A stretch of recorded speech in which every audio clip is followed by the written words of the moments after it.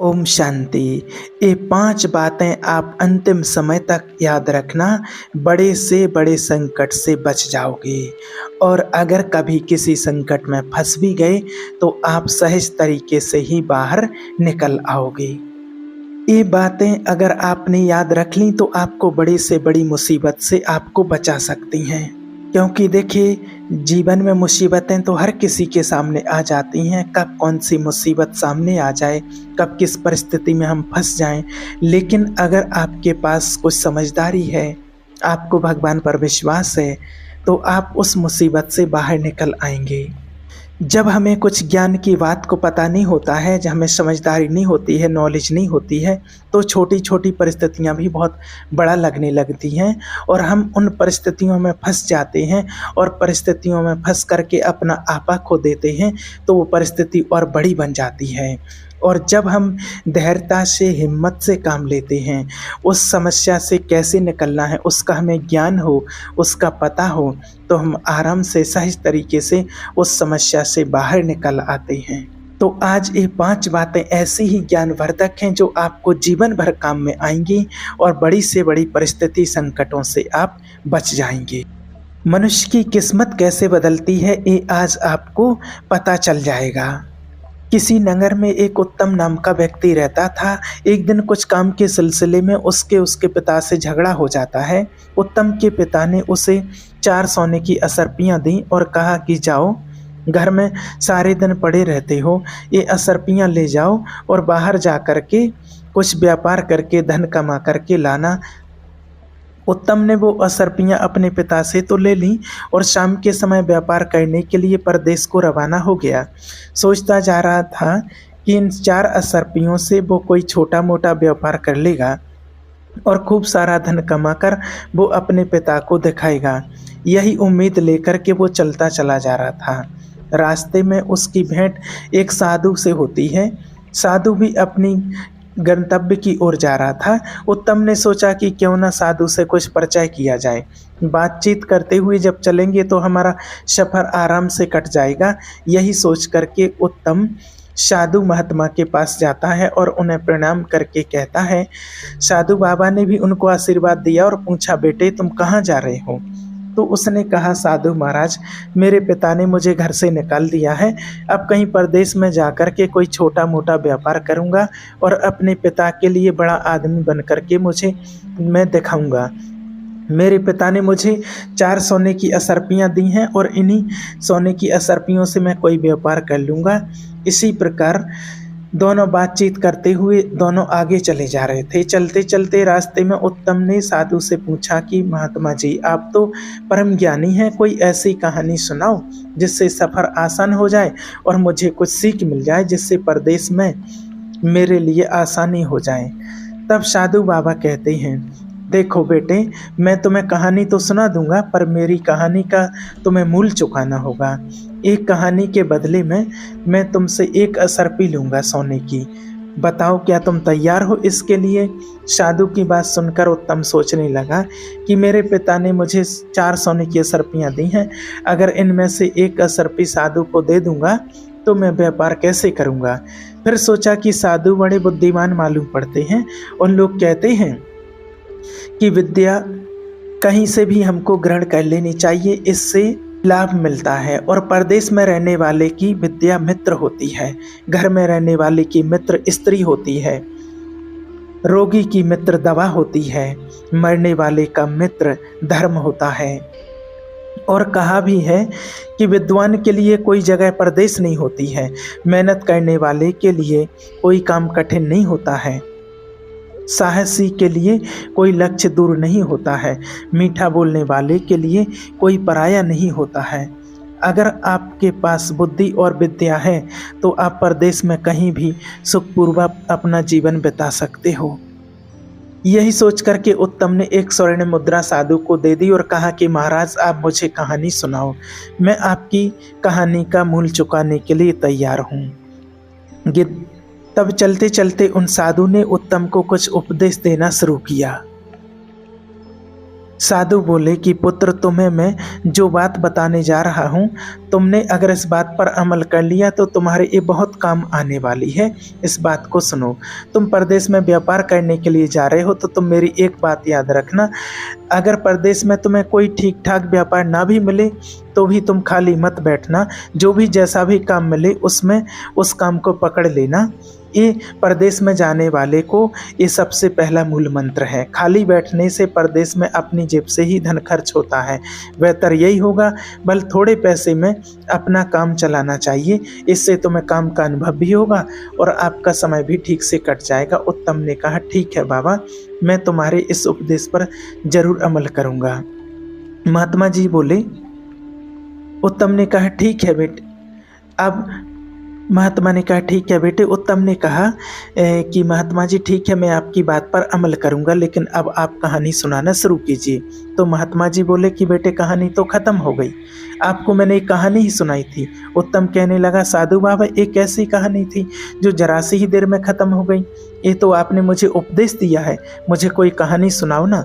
साधु महात्मा ने कहा, अगर तुम दूसरी कहानी सुनना चाहते हो तो एक स्वर्ण मुद्रा और देनी पड़ेगी, मैं तुम्हें कहानी सुनाऊंगा।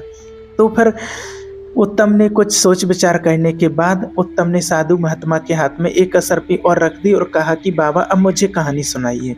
साधु महाराज ने कहा, ठीक है, अब मैं तुम्हें दूसरी कहानी सुनाता हूँ, ध्यान देकर सुनो। परदेश में रहकर के बेटा कभी दूसरे की वस्तु पर छल कपट या प्रपंच से अपना अधिकार मत करना। दूसरे की वस्तु को हमेशा मिट्टी के समान समझ करके चलना। कभी किसी चीज पर नियत खराब मत करना। उत्तम ने कहा, ठीक है बाबा, मैं ऐसा ही करूँगा। अब आगे सुनाइए। साधु कहने लगा, बेटे कहानी तो खत्म हो गई, इतनी ही कहानी थी।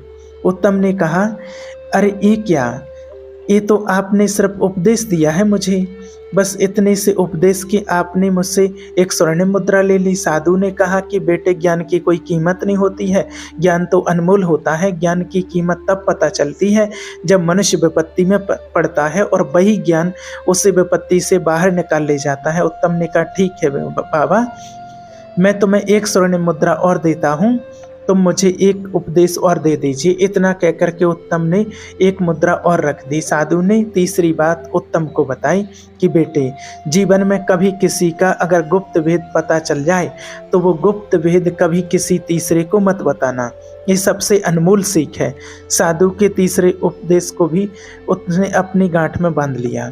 फिर उसने सोचा कि अब मेरे पास सिर्फ एक ही असरपी रह गई है, इस एक असरपी से व्यापार तो हो नहीं पाएगा, क्यों ना साधु बाबा से एक उपदेश और सीख लिया जाए।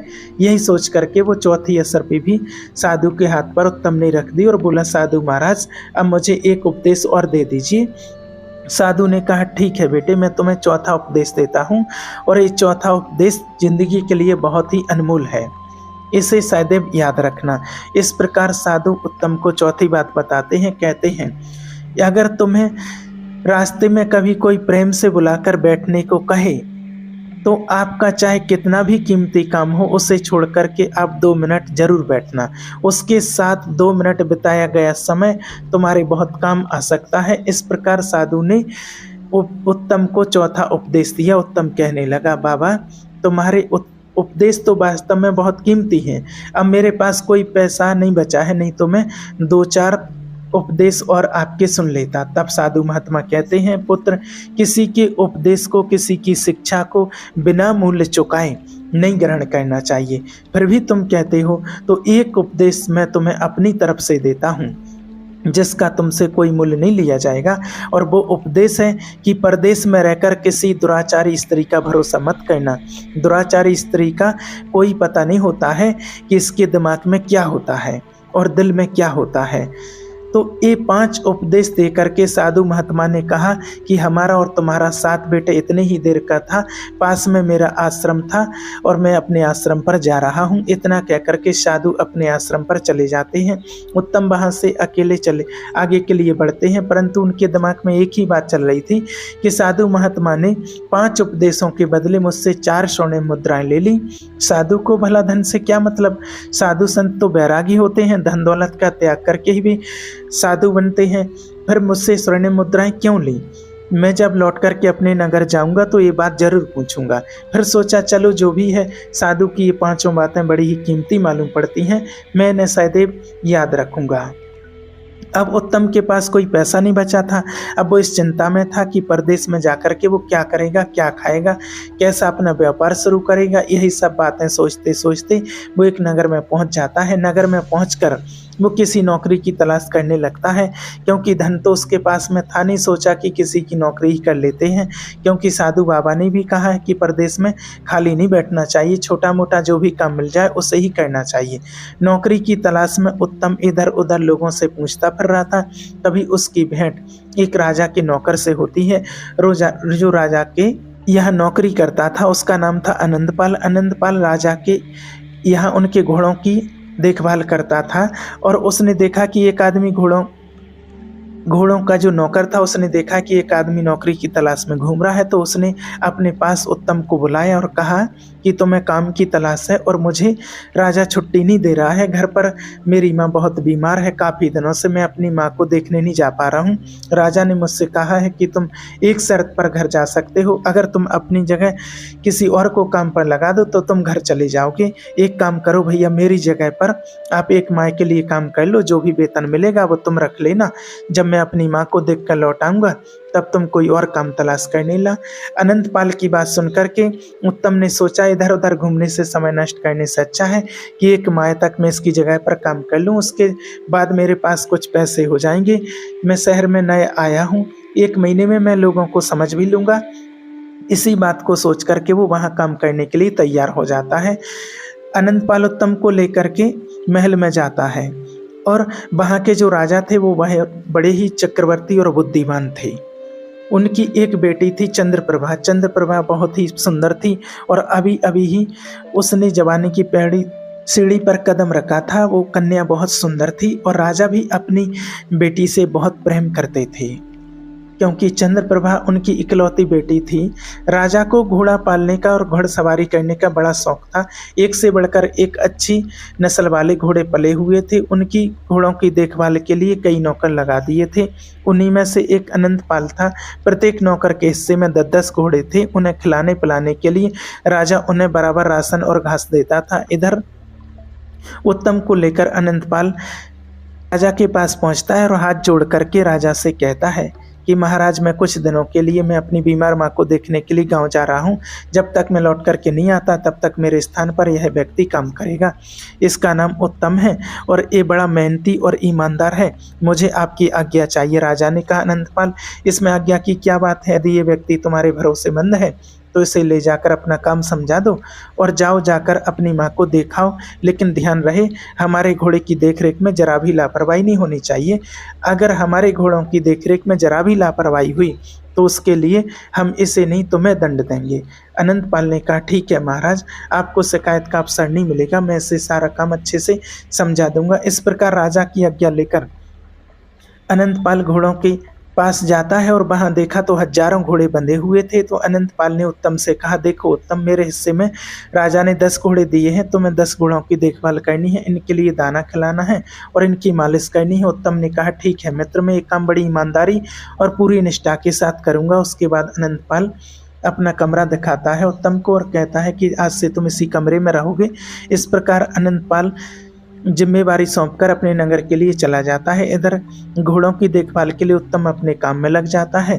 उत्तम रोजाना घोड़ों की मालिश करता था, उन्हें नहलाता धुलाता था, उसके बाद उन्हें दाना खिलाता था। तो राजा के यहाँ से प्रत्येक नौकर के लिए घोड़ों को खिलाने के लिए 20 किलो चना दिए जाते थे। उत्तम ने उस चने को एक पोटली में बांधा और पानी में भिगो करके उन्हें कूट पीस करके घोड़ों को खिलाने के लिए डाल दिया। जब वो अपने काम से फ्री हो गया तो उसने सोचा कि क्यों ना बाकी नौकरों के साथ बैठकर कुछ बातचीत कर ली जाए। यही सोचकर उत्तम उन नौकरों के पास जाकर बैठ जाता है जो राजा के अन्य घोड़ों की देखभाल करते थे। उसने देखा कि सारे नौकर इकट्ठे होकर एक कमरे में बैठकर शराब पी रहे थे और उनके घोड़े अभी भी भूखे बंधे थे। उत्तम कहने लगा, अरे भाई, तुमने अपने घोड़ों को दाना घास नहीं डाला, शराब पीने में लगे हो। उन सभी नौकरों ने कहा, अरे भाई, बिना अपना काम खत्म किए हम कभी नशा पानी नहीं करते हैं। हम सब अपने अपने घोड़ों को खुराक डाल चुके हैं, उसके बाद ही यहाँ बैठकर शराब पीने के लिए आए हैं। उत्तम ने देखा कि राजा के यहाँ से घोड़ों के लिए जो चने मिले थे वो अभी भी उन नौकरों के पास में रखे थे। उत्तम ने कहा, अरे भाई क्यों झूठ बोल रहे हो, आपके पास अभी भी बहुत सारे चने कूटने के लिए पड़े हैं और तुम कह रहे हो कि हमने अपने घोड़ों को दाना घास डाल दिया है। जवाब दिया, भैया हमारे पास जो चने रखे हैं ये चने घोड़ों को खिलाने के लिए नहीं है, इनको तो हम बाजार में बेच करके अपनी शराब का इंतजाम करते हैं। तो उत्तम ने पूछा, फिर घोड़ों को क्या खिलाते हो? तो फिर जवाब दिया, राजा हमें 20 किलो चना देता है तो हम 5 किलो घोड़ों को खिला देते हैं और बाकी के चने बेच करके अपने नशे पानी का इंतजाम करते हैं। नौकरों का ये बर्ताव उत्तम को अच्छा नहीं लगा। सोचने लगा, ये तो राजा के साथ और इन निर्दोष जानवरों के साथ धोखा है। तुम सब अपना पेट भरने के लिए, नशा करने के लिए इन घोड़ों को भूखा रखते हो।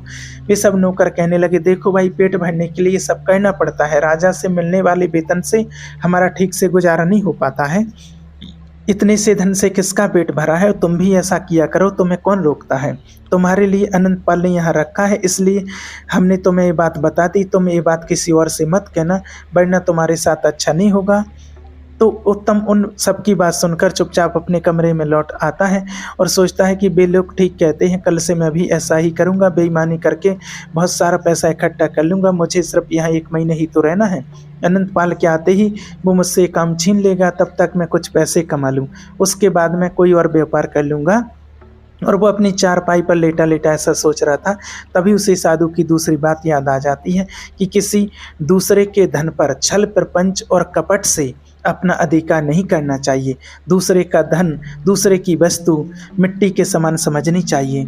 उसके ऊपर कभी अपनी नीयत खराब नहीं करनी चाहिए। यह बात याद आते ही उत्तम के विचार बदल जाते हैं। सोचने लगा कि मैं भूखा रह लूँगा लेकिन ये पाप का धन कभी नहीं खाऊंगा। उसी दिन से उत्तम बड़ी ईमानदारी से अपने घोड़ों को खिलाता है, हर समय उनकी देखभाल करता है। 1 महीने के अंदर उत्तम के 10 घोड़े एकदम हष्ट-पुष्ट और खूब तंदुरुस्त दिखने लगे और बाकी के नौकर दाने की चोरी करते थे, घोड़ों को कम खिलाते थे, इसलिए उनके घोड़े कमज़ोर होते चले गए। एक दिन दरबार में राजा ने अपनी मंत्री से कहा, मंत्री जी बहुत दिन हो गए हैं, मैंने अपने घोड़ों की दौड़ नहीं देखी है। आप नौकरों को सूचित कर दो कि वे सब अपने घोड़ों को लेकर मैदान में आ जाएं। कल मैं घोड़ों की दौड़ की प्रतियोगिता रखूंगा। राजा ने जैसे ही कहा था, मंत्री ने वैसे ही नौकरों को आदेश कर दिया। अस्तबल के सभी नौकर घोड़ों को नहला धुलाकर और खूब सजाकर अपने अपने घोड़ों को लेकर खाली मैदान में पहुंच गए।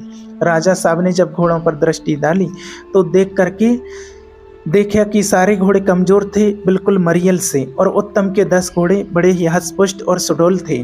वे दौड़ने के लिए फुरफुरा रहे थे। ये देखकर राजा को क्रोध आ जाता है। उन्होंने अपने मंत्री से कहा कि मंत्री जी, हमारे सारे घोड़े बड़े ही स्वस्थ थे, लेकिन मैं मात्र 10 घोड़े स्वस्थ देख रहा हूँ, बाकी के सब घोड़े बहुत कमज़ोर हो गए हैं। इतने कमज़ोर कैसे हो गए हैं? क्या नौकर इन्हें खिलाते पिलाते नहीं हैं? मुझे तो ऐसे लगता है कि नौकरों ने इन्हें खिलाने में लापरवाही की है। तब राजा ने उत्तम के पास पहुंचकर उत्तम के घोड़े देखे। घोड़े एकदम स्वस्थ और फुर्तीले थे। उन घोड़ों को देख करके राजा बड़ा प्रसन्न होता है। राजा ने अगले दिन उत्तम को दरबार में बुलाया और कहा कि तुम वही हो जिसे अनंतपाल ने अपने स्थान पर रखा है? उत्तम ने जवाब दिया, जी महाराज, मैं वही हूँ। राजा ने पूछा, आपके घोड़े एकदम हष्ट-पुष्ट हैं, बाकी के घोड़े इतने कमज़ोर क्यों हैं, जबकि मैं घोड़ों की खास सामग्री सबको बराबर मात्रा में भिजवाता हूँ? यही जानने के लिए मैंने तुम्हें यहाँ बुलाया है। राजा के पूछने पर उत्तम ने कहा, महाराज, मैं इस बात का रहस्य तो आपको बता दूंगा, लेकिन ये बात मैं तभी बताऊंगा जब अस्तबल के बाकी नौकर यहाँ मौजूद होंगे। राजा ने आदेश देकर फौरन सारे नौकरों को अपने दरबार में बुला लिया। तब राजा ने उत्तम से पूछा, बताओ बाकी घोड़ों के कमज़ोर होने का क्या कारण है? तब उत्तम ने कहा, महाराज, आपके बाकी नौकर बड़े बेईमान और बड़े लालची और नशेली हैं। आप घोड़ों के लिए रोज़ाना 20 किलो चना देते हैं, लेकिन ये 5 किलो चना घोड़ों को खिलाते हैं, बाकी का 15 किलो चना बाजार में बेचकर शराब ले आते हैं। घोड़ों को पर्याप्त मात्रा में दाना न मिलने से सारे घोड़े कमज़ोर हो गए, लेकिन मैंने बड़ी ईमानदारी से आपका दिया हुआ राशन घोड़ों को खिलाया है, इसलिए मेरे घोड़े तंदुरुस्त हैं। इतनी बात सुनते ही राजा आग बबूला हो जाता है और नौकरों पर बिगड़ पड़ बोला, हरामखोरों, हम तुम्हें इसी के लिए तनख्वाह देते हैं कि तुम आराम से घोड़ों का दाना भी खा जाओ। सारे नौकर नीचे को गर्दन डालकर चुपचाप खड़े हो गए और डर के मारे थर थर कांपने लगे। कहने लगे, महाराज, हमें क्षमा कर दो, हमसे बड़ी गलती हो गई है, अब हम दोबारा ऐसा नहीं करेंगे। राजा ने कहा, नहीं, मैं तुम सबकी गर्दन तलवार से अभी उड़ा दूंगा। तुमने हमारे साथ धोखा किया है। राजा को अत्यंत क्रोध में देखकर उत्तम कहने लगा, महाराज इस बार इन्हें आप क्षमा कर दीजिए। मैं उम्मीद करता हूँ कि अब ये दोबारा गलती नहीं करेंगे। उत्तम के कहने पर राजा ने उन्हें चेतावनी देकर छोड़ दिया। उत्तम की ईमानदारी को देख करके राजा ने उत्तम को शाबाशी दी और उसे अस्तबल का मुख्य निरीक्षक के रूप में नियुक्त कर दिया और कहा कि आज से तुम्हारा काम इतना है कि तुम इन सब पर नज़र रखोगे। अगर कोई घोड़े का दाना चोरी करता है तो उसकी खबर तत्काल हमें मिलनी चाहिए। इस काम के लिए हम तुम्हें 10,000 असरपियाँ देंगे। राजा ने सख्त निर्देश देकर उन सभी नौकरों को छोड़ दिया और उत्तम को उन पर दृष्टि रखने के लिए नियुक्त कर दिया।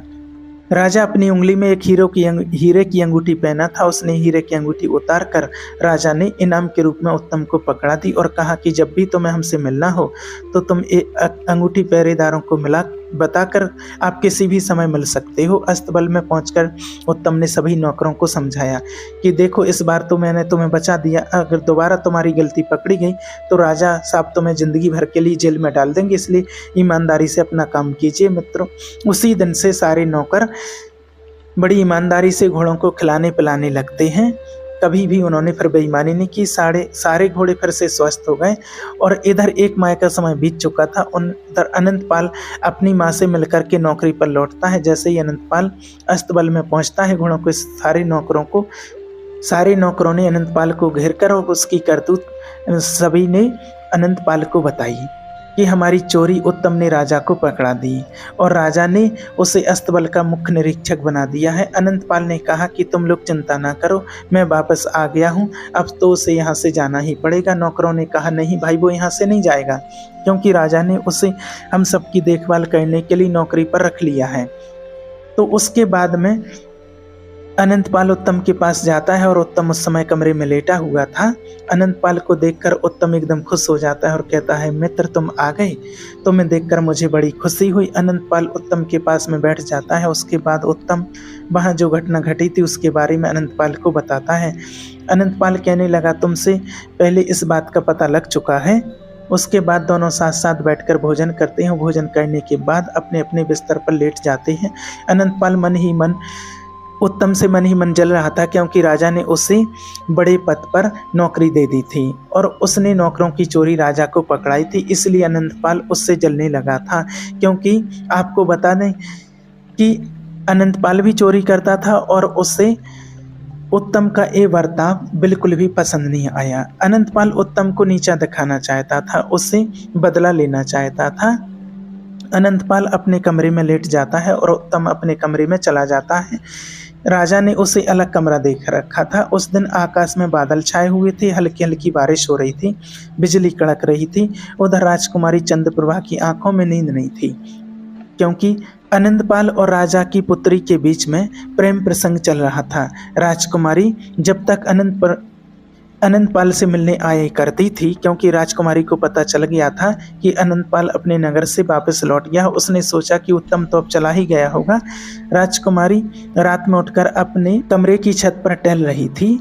उसने तो यही सोच लिया था कि उत्तम तो अब चला ही गया होगा और वो वासनाओं की पीड़ा से जल रही थी। उसकी बेचैनी बढ़ती जा रही थी। वो अपने अनंतपाल से मिलने के लिए अपने कमरे में जाती है। संयोग से उसी कमरे में उत्तम किसी काम से उधर ही घूमने आता है। अचानक जैसे ही उत्तम अनंतपाल के कमरे के पास पहुंचता है, उससे अनंतपाल के कमरे से किसी स्त्री की आवाज़ सुनाई देती है। उत्तम ने कमरे के अंदर झांक कर देखा तो अनंतपाल के साथ राजकुमारी चंद्रप्रभा को देखकर उसकी आंखें फटी की फटी रह गईं।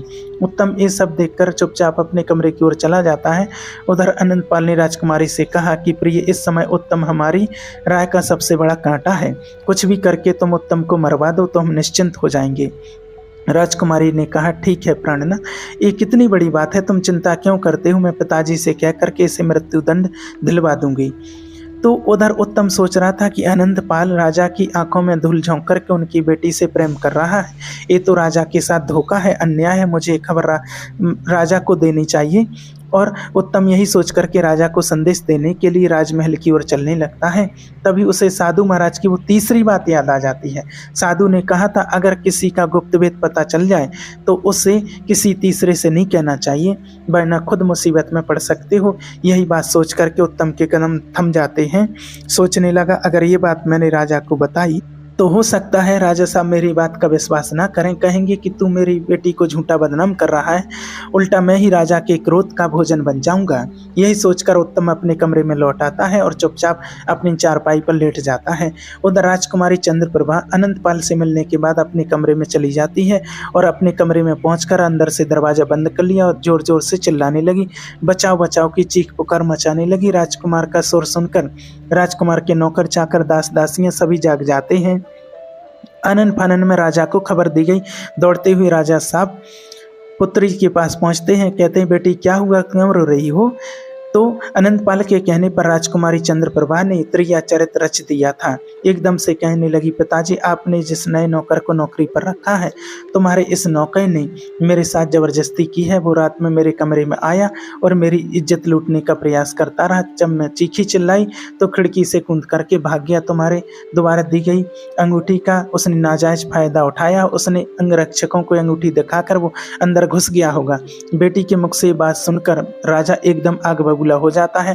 कहने लगा पुत्री तुम चिंता मत करो, उस दुष्ट की इतनी हिम्मत कि वो हमारे महल में घुस आया, मैं अभी उसे बुलाकर उसकी खबर लेता हूँ। राजकुमारी ने कहा पिताजी उसकी खबर लेने से कोई फायदा नहीं है।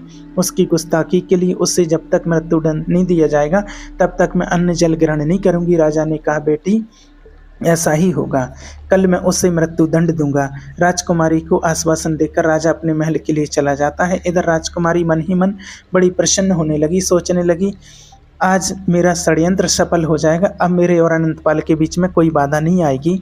उसके बाद राजकुमारी निश्चिंत होकर अपने बिस्तर पर सो गई। राजा अपने शयन कक्ष में पहुंचे परंतु उनकी आंखों से नींद उड़ चुकी थी।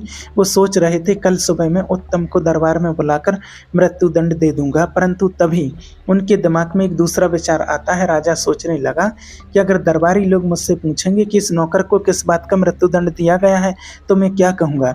अगर मैं बताऊंगा कि इसने मेरी बेटी की इज्जत लूटने का प्रयास किया है तो इसमें मेरी ही बदनामी होगी, लोग पीठ पीछे मेरी बुराई करेंगे, मेरी इज्जत उछालेंगे। तब राजा के दिमाग में एक दूसरा उपाय आता है। सोचा कि मैं इसके कानून के तहत तो सज़ा नहीं दे सकता, मैं इसे किसी और के हाथों चुपचाप मरवा दूंगा, इससे किसी को पता भी नहीं चलेगा और मेरी बेटी पर बुरी दृष्टि डालने वाला भी अपनी करनी का दंड भोग लेगा। तब राजा के दिमाग में उस कसाई का ध्यान आता है कि मैं इसे कल कसाई के हाथों मरवा दूंगा। यही बात सोच करके राजा सो जाता है और अगले दिन जब सोकर उठता है और टहलने के लिए जाता है तो टहलते टहलते नगर से बाहर उस कसाई के बूचड़ खाने पर पहुंच जाता है। कसाई ने देखा कि राजा स्वयं मेरे पास चलकर आए हैं तो वो एकदम चरणों में गिरकर बोला, महाराज आपने यहाँ आने का कष्ट कैसे किया, मुझे खबर भिजवा देते, मैं स्वयं तुम्हारे पास चला आता। राजा ने कहा नहीं, एक काम तो मुझे आकर के ही करना था, मुझे तुमसे कुछ ज़रूरी काम करवाना है। तुम्हारे पास एक आदमी को भेजूंगा, तुम्हें उसका सर काट देना है और उसके बाद में फिर एक आदमी को भेजूंगा और एक कपड़े में बांध करके उस सर को उस आदमी को दे देना। इस बात की किसी को भी भनक नहीं लगनी चाहिए। ये सुनकर कसाई एकदम चौंक जाता है, कहने लगा महाराज जी आप क्या कह रहे हैं। राजा ने कहा हाँ मैं ठीक कह रहा हूँ, कुछ देर के बाद तुम्हारे कसाई खाने में एक आदमी को भेज रहा हूँ, तुम उसे अपने बूचड़ खाने के अंदर ले आकर मार देना। इस काम के बदले तुम्हें बहुत इनाम देंगे, यदि तुमने ये काम नहीं किया तो हम तुम्हें और तुम्हारे परिवार को जेल में डलवा देंगे। राजा की धमकी सुनकर कसाई घर जाता है, बोला महाराज आप चिंता मत करो, आप जैसे भेजोगे और मैं उसके सर को काट कर उसके धड़ को जानवरों को कटे हुए अंगों के साथ मिलाकर बाहर फेंकवा दूंगा और उसके सर को तुम्हारे पास भिजवा दूंगा।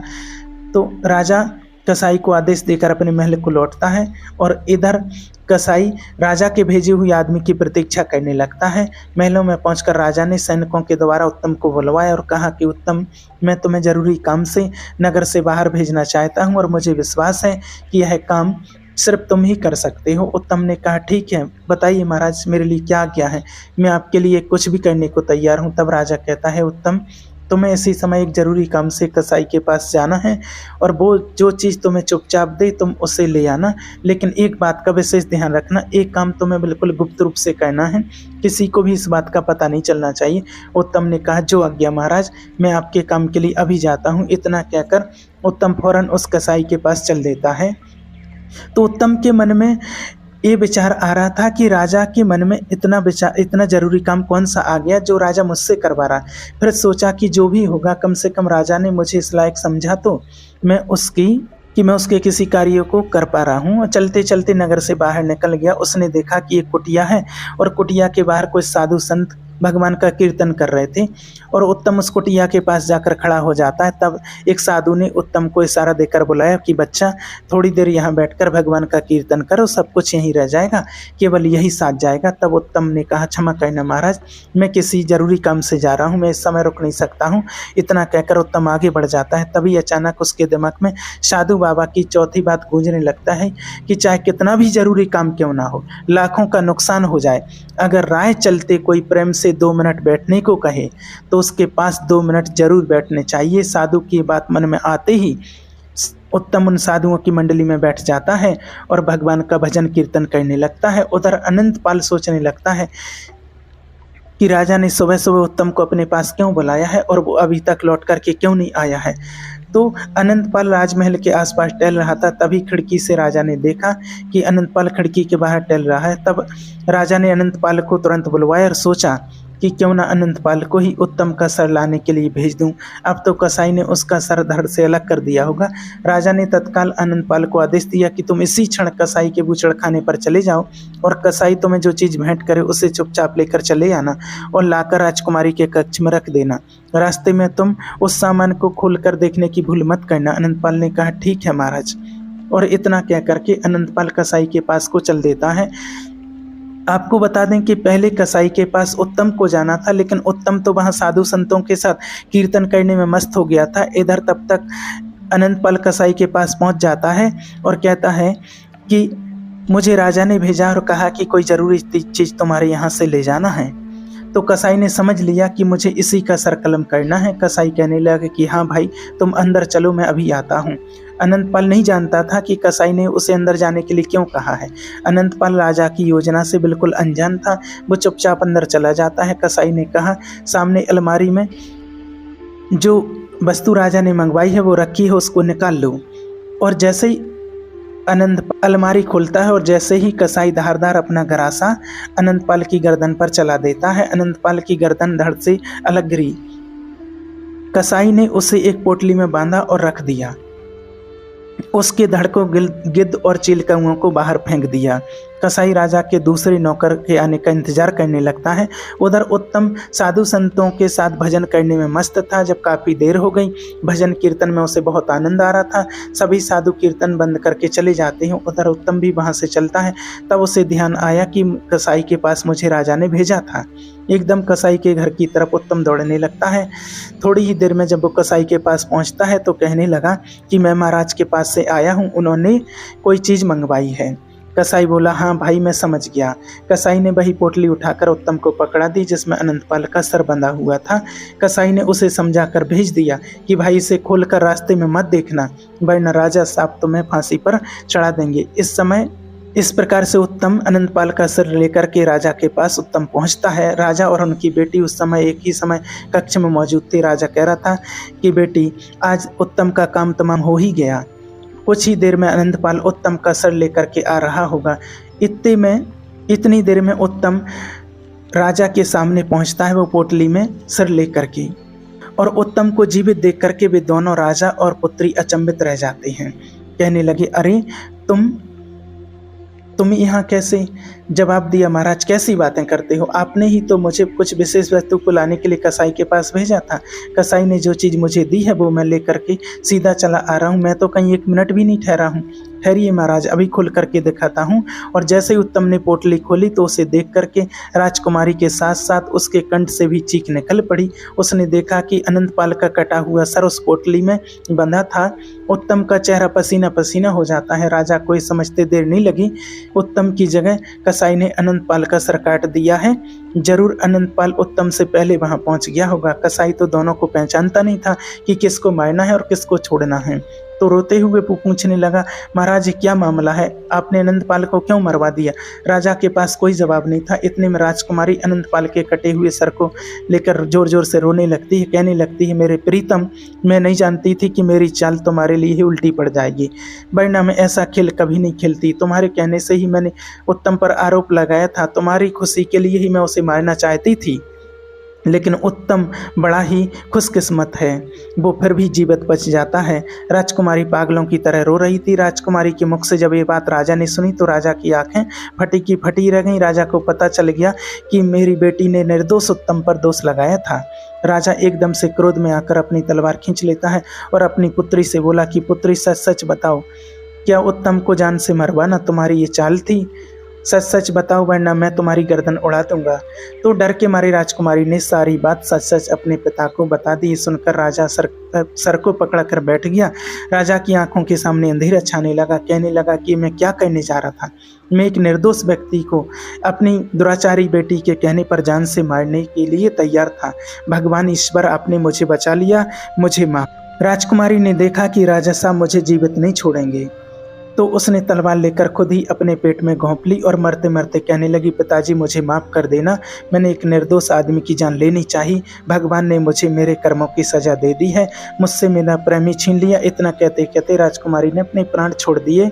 उस घटना से राजा को वैराग्य हो जाता है। अगले दिन राजा ने दरबार में अपना अपराध स्वीकार कर लिया और कहा कि मैं अपना ये राज्य त्याग रहा हूँ, मैं आपका राजा कहने के योग्य नहीं हूँ, इसलिए मैं अपने स्थान पर अब यहाँ का राजा अपने नौकर उत्तम को नियुक्त करता हूँ। राजा का फैसला सुनकर के सभी दरबारी हैरान थे।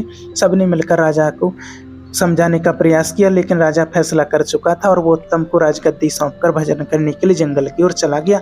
सब लोगों ने उत्तम को अपना राजा स्वीकार कर लिया और नए राजा के रूप में उत्तम बढ़िया कुशलता से राज चलाने लगता है। कहते हैं अगर किस्मत में राजश्री लिखी है तो दूसरे देश में भी तुम जाकर के राजा बन जाओगे। तो देखिए कैसे दुष्ट दुराचारी कितनी भी चाल चल लें, भगवान कहते हैं कि हमेशा ईमानदारी से रहो और आप अपने पथ पर चलते रहो और ईमानदारी को कभी नहीं छोड़ो। आपके साथ कितना भी अत्याचार हो, लेकिन आपके साथ कभी बुरा नहीं हो सकता है, आपको न्याय जरूर मिलेगा। कहते हैं कि भगवान के यहाँ देर है अंधेर नहीं है, परमात्मा हमें यही शिक्षा देते हैं। इसलिए कभी भी हमें अपने रास्ते को छोड़ करके, ईमानदारी के रास्ते को छोड़ करके बेईमानी का रास्ता कभी नहीं अपनाना चाहिए। कारण हमें किसी पर लांछन नहीं लगाना चाहिए, वरना ईश्वर का डंडा उल्टा भी चल जाता है। उत्तम राजा तो बन गया, लेकिन उसके दिमाग में एक बात घूम रही थी कि उन साधु महाराज की उन 5 बातों ने मेरी जान बचाई है, यहाँ तक कि मुझे यहाँ का राजा बना दिया है, मुझे उनसे मिलने जाना चाहिए। ऐसा निश्चय करके उत्तम सम्मान भेंट लेकर के उनके आश्रम पर जाता है और उन्हें प्रणाम करता है। राजा ने पूछा, महाराज मैं आपसे एक बात जानना चाहता हूँ, मुझे पहचानो, मैं वही व्यक्ति हूँ जो कुछ दिन पहले आपके साथ रास्ते में मिला था और आपने मुझे 5 बातें बताई थी। आज मैं एक राजा बन गया हूँ, आपकी बातें मेरे जीवन में बहुत काम में आई हैं। मैं जानना चाहता हूँ कि आप तो एक साधु संत हैं और आप मोह माया से अलग हैं। कहते मोह माया से अलग होने के बाद ही साधु बनते हैं। फिर मुझे 5 बातें बताने के बाद में मुझसे स्वर्ण मुद्राएं क्यों थी? आप मुझे उपदेश बिना कीमत लिए भी दे सकते थे, परंतु आपने एक एक उपदेश के लिए एक एक स्वर्ण मुद्रा ली। तब साधु कहते हैं, बेटे, कहते हैं कि मुफ्त की चीज को लोग जीवन में ठीक से उपयोग में नहीं लाते हैं। उपयोग में वही लाते हैं जिसमें मेहनत लगी हो, जिसमें कठोर श्रम लगा हो, जिसमें धन लगा हो। मुफ्त की वस्तु को लोग मुफ्त के धन को पानी की तरह उड़ा देते हैं। अगर मैं आपको ज्ञान मुफ्त में देता तो शायद आप उसका पालन नहीं करते, क्योंकि आपके पास उन बातों के बदले में सोने की 4 असरपियाँ गई थी। इसलिए मनुष्य को चाहिए कि मुफ्त के खाने के पीछे ना पड़े, सदैव परिश्रम करके ही खाए, वही फलदायक होता है। और कहते हैं, रही मेरी लोभ की बात, तो मेरे अंदर लेस मात्र भी लोभ लालच नहीं है। तुमने जो 4 स्वर्ण मुद्राएं दी थी वो आज भी मैंने संभाल कर रखी हैं। तुम चाहो तो अब इन्हें ले जा सकते हो, ये मेरे किसी काम की नहीं है। इन्हें ले जाकर गरीबों में बांट देना। साधु से मिलकर राजा उत्तम चंद अपने नगर में आकर से सुचारू रूप में राजकाज से चलाने लगते हैं। तो देखिए, जीवन में कोई भी चीज़ मुफ्त की नहीं लेनी चाहिए। दूसरी बात, हमें किसी के साथ धोखा नहीं करना चाहिए। तीसरी बात, किसी के द्वारा दिया गया ज्ञान उपदेश को सुनकर हमें भूलना नहीं चाहिए, बल्कि उसे जीवन में समय समय पर उपयोग में लाना चाहिए। परमात्मा शिव ने भी हमें यही उपदेश दिए हैं। भगवान जो उपदेश देता है उनको अपने जीवन में अपनाना चाहिए, क्योंकि जब तक हम जीवन में नहीं अपनाएंगे तब तक हम अमल में नहीं ला पाएंगे, तब तक उस ज्ञान का हमें कोई लाभ नहीं होगा। अगर आप ईश्वर के ज्ञान को अपने जीवन में अपनाते हैं, अमल में लाते हैं, तो आप हमेशा सुखी रहेंगे। ओम शांति।